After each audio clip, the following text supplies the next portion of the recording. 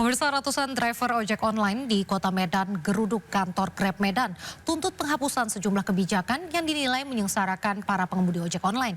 Di antaranya penghapusan biaya langganan Grab Bike Hemat dan penghapusan slot GrabFood.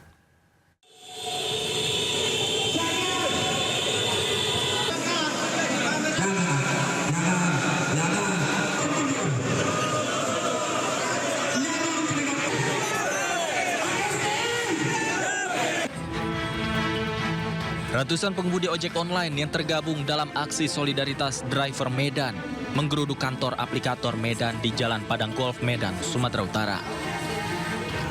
Diawali dengan konvoi dari kawasan Lapangan Merdeka Medan, ratusan ojol ini langsung menyasar kantor aplikator yang sudah dijaga ketat petugas kepolisian. Oke, kita sekarang dipaksa untuk cerdas. Dalam aksinya, sejumlah tuntutan yang disuarakan oleh pengemudi ojol kepada pihak aplikator.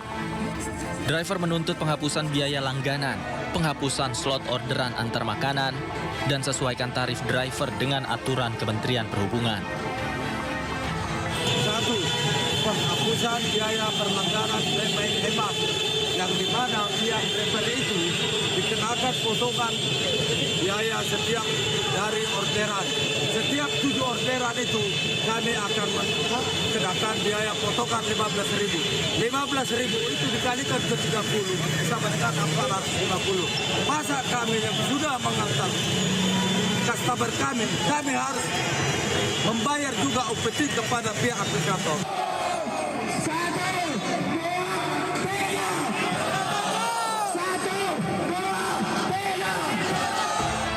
Atas tindakan aplikator yang dianggap tidak kooperatif, para pengemudi ojol ini berjanji akan menggelar aksi unjuk rasa yang lebih besar.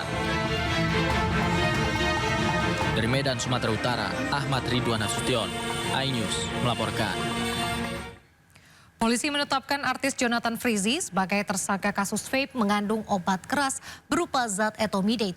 Atas perbuatannya, Jonathan Frizzy terancam hukuman pidana maksimal 12 tahun penjara.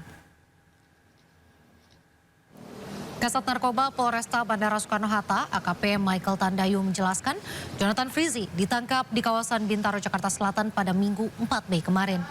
Namun artis yang akrab disapa Ijong ini tidak dihadirkan saat rilis dikarenakan kondisi kesehatannya yang kurang baik pasca operasi. Saat ini Jonathan masih menjalani pemeriksaan di ruang Satres Narkoba Polresta Bandara Soekarno-Hatta.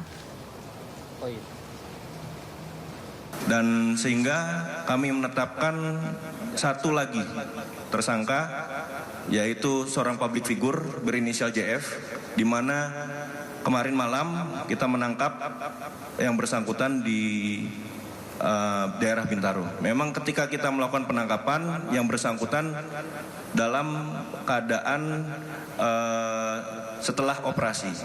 Tapi yang bersangkutan siap bersedia untuk dilakukan pemeriksaan, sehingga saat ini sedang kami lakukan pemeriksaan. Sebelumnya aktor Jonathan Frizzy diperiksa oleh Satres Narkoba Polres Bandara Soekarno-Hatta. Public figure yang disapa akrab Ijong ini diperiksa sebagai saksi atas dugaan obat keras yang ditemukan dalam rokok elektrik.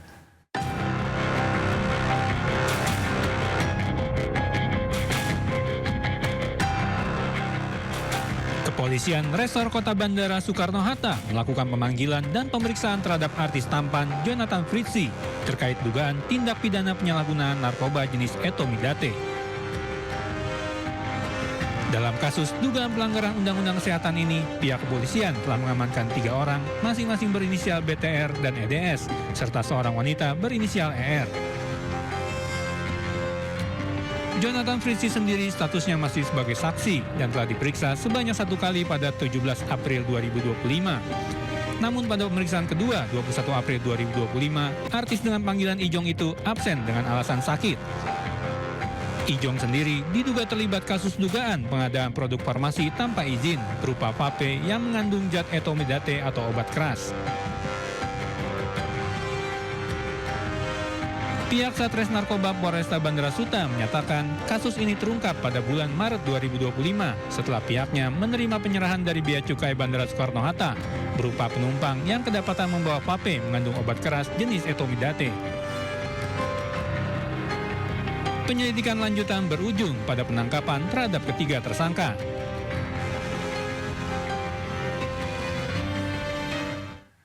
Informasi lain pemirsa, sidang lanjutan kasus suap vonis bebas Gregorius Ronald Tanur yang menyeret mantan pejabat Mahkamah Agung Zarof Rikar kembali digelar hari ini. Sidang sempat diwarnai perdebatan tajam antara tim penasihat hukum dan ahli dari Jaksa Penuntut Umum. Sidang digelar di Pengadilan Tipikor Jakarta Pusat dengan menghadirkan dua saksi, yakni pengacara dan ahli hukum pidana dari Universitas Jenderal Sudirman, Hipnu Nugroho. Perdebatan sempat terjadi saat pengacara Lisa Rahmat Andi Syarifuddin mempertanyakan apakah barang bukti uang tunai hampir 1 triliun rupiah yang ditemukan di kediaman terdakwa Zarof Rikar merupakan hasil tindak kejahatan atau sekedar alat bantu kejahatan. Selaku ahli, Hipnu Nugroho menjelaskan bahwa status barang bukti ditentukan oleh korelasinya dengan perbuatan pidana yang dituduhkan.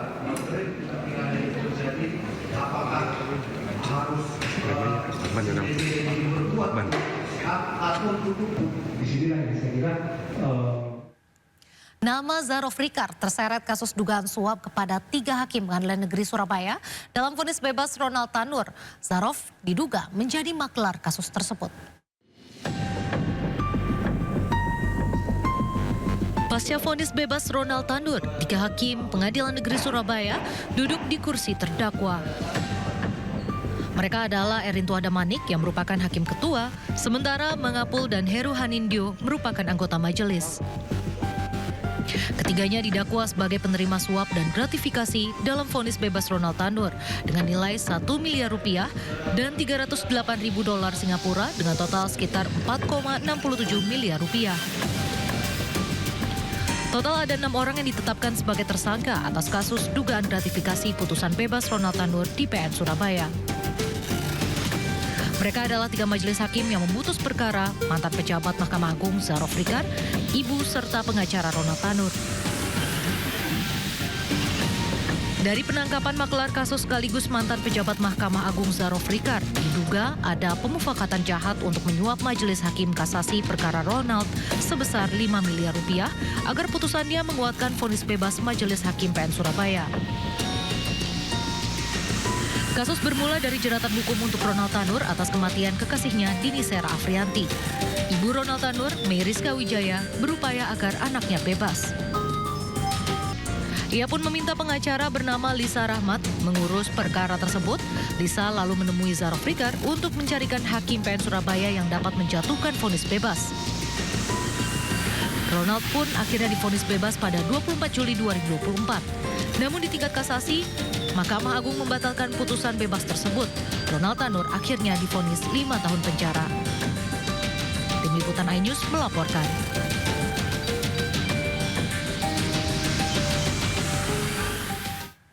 Presiden Prabowo Subianto kembali mengutarakan niatnya untuk menaikkan gaji para hakim di Indonesia.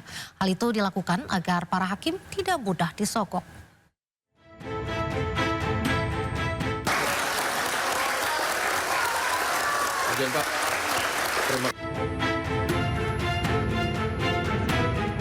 Presiden Prabowo Subianto mengutarakan kembali niatnya untuk menaikkan gaji hakim di Indonesia.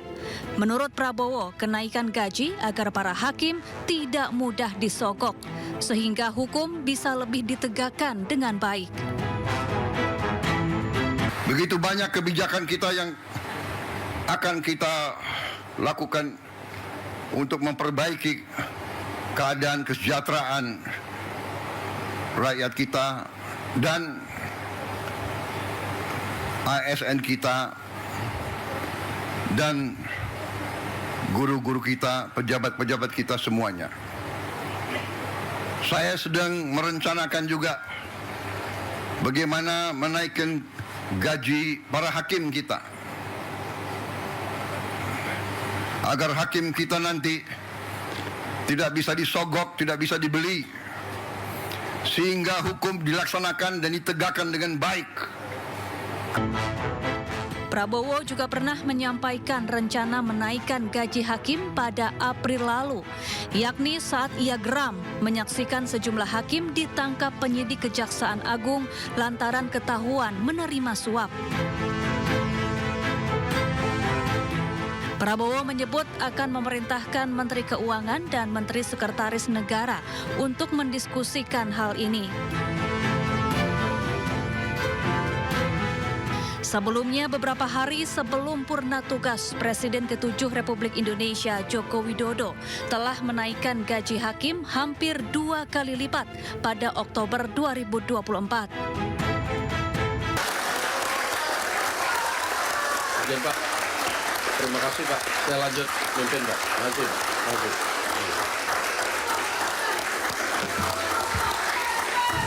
Keputusan ini dibuat usai para hakim mengadukan nasibnya ke DPR dan Komisi Yudisial.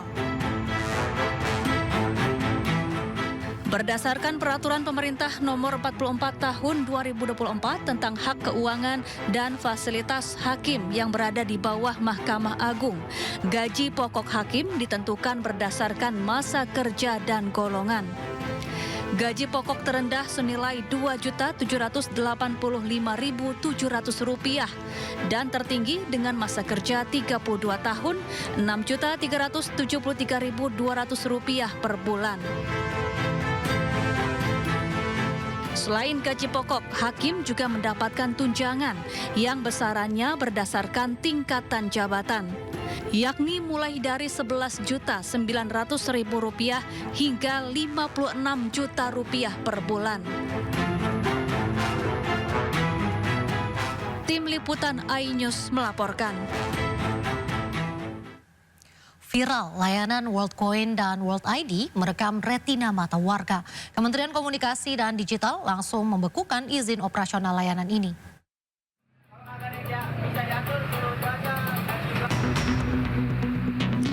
Sebuah ruko di kawasan Bekasi Timur, Kota Bekasi, Jawa Barat ramai diserbu warga. Mereka rela antri demi mendapatkan koin yang bisa ditukar dengan uang dengan nominal mencapai Rp800.000. Nantinya uang ini bisa ditarik melalui dompet digital.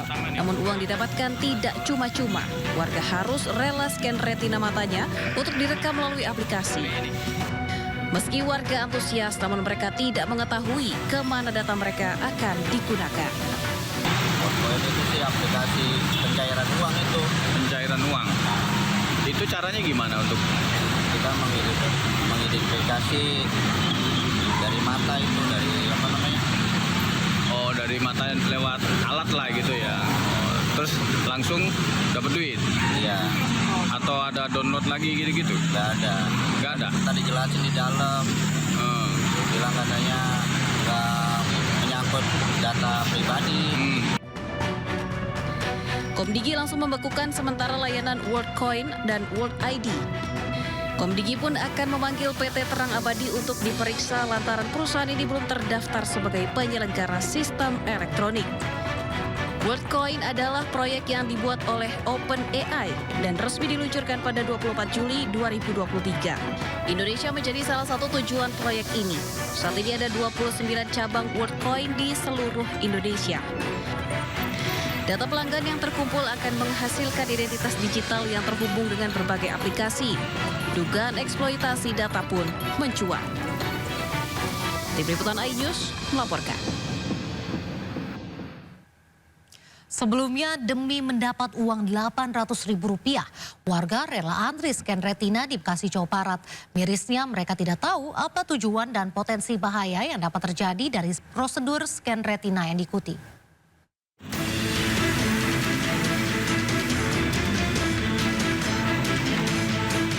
Sebuah ruko di Jalan Insinyur Juanda, Bekasi Timur, Kota Bekasi, Jawa Barat diserbu puluhan warga baik tua dan muda. Mereka terlihat antri untuk menunggu giliran. Dari informasi yang dihimpun, para warga ini antri untuk mendapatkan giliran mendaftarkan diri di sebuah aplikasi di mana warga yang sudah menginstal aplikasi di smartphone miliknya dan telah terdaftar akan dilakukan verifikasi dengan cara scan biometrik retina mata. Usai diverifikasi, warga mendapat sejumlah koin yang akan dikonversi ke mata uang rupiah. Sejumlah warga merasa tertarik karena bisa mendapatkan uang sebesar Rp800.000. Mirisnya, mereka bahkan belum memahami untuk apa ke depannya aplikasi ini. Mengidentifikasi dari mata itu, dari apa namanya? Oh, dari mata lewat alat lah gitu ya. Oh, terus langsung dapat duit. Iya, Atau ada download lagi gitu-gitu? nggak ada. Nggak ada. Tadi jelasin di dalam, bilang katanya nggak menyangkut data pribadi. Dapat duitnya berapa? Nilai 800.000. 800.000. Sementara itu pihak operator aplikasi yang ditemui enggan dikonfirmasi. Meskipun menawarkan imbalan yang menarik, fenomena ini menuai kontroversi karena menyangkut isu privasi data biometrik yang sangat sensitif. Masyarakat dihimbau untuk berhati-hati dan memahami syarat serta ketentuan penggunaan aplikasi ini sebelum memberikan data pribadi mereka. Dari Bekasi, Jawa Barat, Rahmat Hidayat, iNews melaporkan. Informasi lain pemirsa, Gubernur Jawa Barat Deddy Mulyadi menyambangi para siswa yang sedang menjalani pelatihan kedisiplinan di barak militer. Para siswa mengaku menyesal atas kenakalannya dan tidak akan mengulanginya lagi.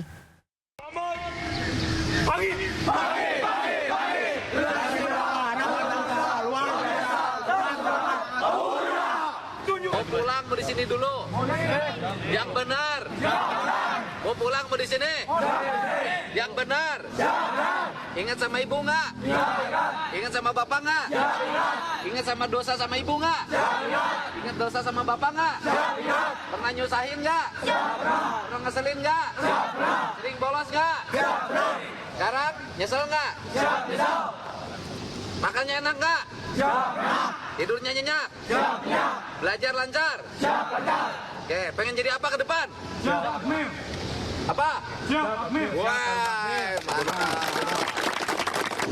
Dan saya kasih hari ini siapin sepatu baru buat kalian semua. Ya, tepuk tangan semuanya. Seragam. Ya, sepatunya seragam, baru nanti ke tim pelatih ukuran-ukurannya. Plus sepatu olahraga buat pelatihnya. Terima kasih. Ya, saya ucapkan terima kasih. Semoga kalian menjadi anak-anak hebat, anak-anak kuat, dan anak-anak yang punya masa depan. Ya, dan meninggalkan jejak masa lalu menuju masa depan. Ya. Siap? Ya. Selamat semuanya, sukses, bahagia selalu, Jawa Barat. Ratusan pelajar bermasalah di Jawa Barat menjalani pembinaan di Markas Bela Negara, Lembang, Jawa Barat. Pelajar menjalani pembinaan selama 2 minggu.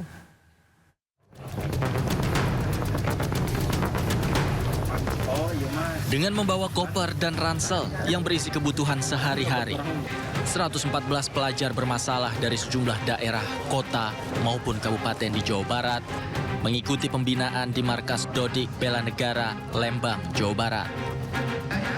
Gubernur Jawa Barat bersama Komandan Bela Negara Rindam 3 Siliwangi dan jajarannya memantau langsung kegiatan pembinaan yang akan dilakukan selama kurun waktu 2 minggu.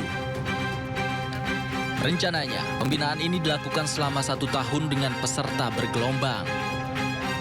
Aspek pembinaan yang menjadi fokus diantaranya adalah pembinaan karakter disiplin. Sekarang ini kan yang datang ke sini secara umum ya, ada yang problemnya kecanduan minuman, ada kecanduan game online, paling banyak ML kan. Terus kemudian ada yang kecanduan merokok ya. Terus kemudian ada yang terlibat dalam geng motor satu kelompok. Nah, secara umum mereka tuh sudah punya kesadaran bahwa dirinya ingin berubah. Dan mungkin di rumah mereka tidak bisa lagi berubah. Maka masuk ke Lemdik ini, apa namanya? Dodik Bela Negara. Dodik ya. Oh, Dodik Bela Negara ya. Dodik Bela Negara Kodam 3 Siliwangi. Ini adalah cara membangun kedisiplinan mereka. Dan saya lihat baru 2 malam sudah biasa tidur jam 4, sekarang udah jam 9. Biasa merokok berhenti merokok. Pelajar bermasalah yang ikut pembinaan oleh tentara ini memiliki kenakalan berbeda-beda. Di antaranya adalah bolos sekolah, tawuran, geng motor, dan kecanduan bermain game online. Dari Bandung, Jawa Barat, Yuwono, iNews melaporkan. Memasuki hari kelima pembinaan, 16 siswa dari 39 siswa di Barak Militer Resimen Armet 1 Setirayuda, Kabupaten Purwakarta, Jawa Barat mengikuti ujian akhir semester. Sementara siswa lainnya mengikuti berbagai kegiatan pembinaan yang dipandu anggota TNI.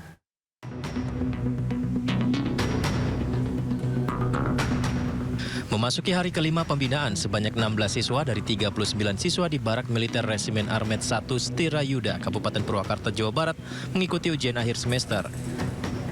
Para siswa menjalani ujian di Barak Militer Resimen Armet 1 Setirayuda. Meski dilaksanakan di lingkungan militer, ujian tetap berjalan sesuai aturan. Para siswa mengisi soal ujian yang dibawa langsung oleh guru mereka ke barak. Layanan pembelajaran mereka tetap dilayani, yang belajar, yang ujian maksudnya ujian gitu. Jadi gurunya yang membawa soal ke sana. Malamnya dikasih bimbingan oleh guru-gurunya untuk mempersiapkan ujian hari ini. Sementara para siswa yang tidak mengikuti ujian mengikuti berbagai materi kegiatan pembinaan di ruangan lain. Dari Purwakarta, Jawa Barat, Irwan, iNews melaporkan. 29 siswa SMA SMK bermasalah dari Kabupaten Purwakarta, Subang, dan Karawang diberangkatkan ke Rindam 3 Siliwangi, Bandung dari Kodim 0619 Purwakarta, Jawa Barat pada Senin pagi. Para siswa yang akan menjalani pendidikan karakter ini merupakan siswa dengan berbagai latar belakang kasus. Dari yang kemarin? Setelah melalui proses pemeriksaan kesehatan, 29 siswa SMA SMK dari 3 kabupaten diberangkatkan ke Rindam 3 Siliwangi di Bandung dari Kodim 0619 Purwakarta. Ketiga kabupaten diantaranya Kabupaten Purwakarta, Subang, dan Karawang.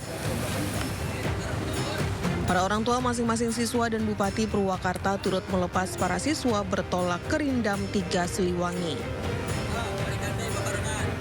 Tapi kan kita terus verifikasi, ya kan?